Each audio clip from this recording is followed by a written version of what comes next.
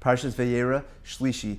The Aliyah opens up by telling us that the Malachim came to Sodom Ba'erev in the evening. And Rashi points out that why did it take them so long to get there that now it was evening? And he says that they were delaying because they thought that possibly Avraham will still come up with a defense on behalf of the people of Sodom. But now they're there, and Lot goes out to greet them, and he invites them over, and he says, Velinu v'rachatzu ragleichem, you should come over to my house and sleep by me and wash your feet. Now, the order seems to be backwards. First you wash your feet, and then go into the house. And Rashi points out that Lot was afraid of the people of Sodom. He knew that they would be upset that these individuals are there, and if they saw that their feet are washed, they would think that he's had these guests for a number of days, and that would get them even more upset.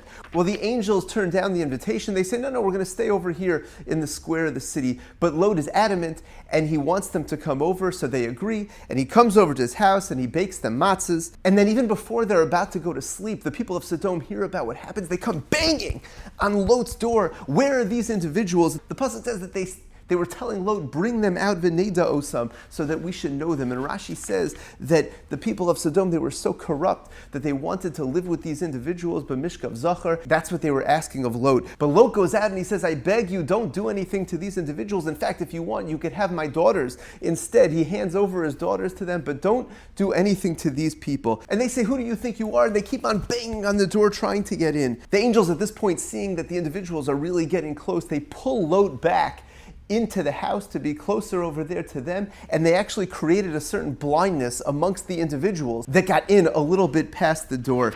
And then everybody realizes, okay, this is the time. They tell Lot, go tell your entire family that you have to get out of here. And Lot goes over to them and he speaks to his family and he speaks to his sons-in-law and tells them that the city is going to be destroyed, we have to go. And they're making fun, they're mocking Lot over what's happening, and they're not listening to him. So the puzzle goes on to say that at dawn, the angels tell Lot, take your wife and take your two daughters and get out of here. And Lot ended up delaying and taking his time. So the angels actually grabbed him and his wife and his two daughters and pulled them out of the city. And they said, go, run as fast as you can, don't turn around, and go straight to the mountain. And the Aliyah concludes with Lot saying back, please, no, don't make me have to go all the way to the mountain. Is it possible that I could just flee to the closest city over here and that you don't destroy that city?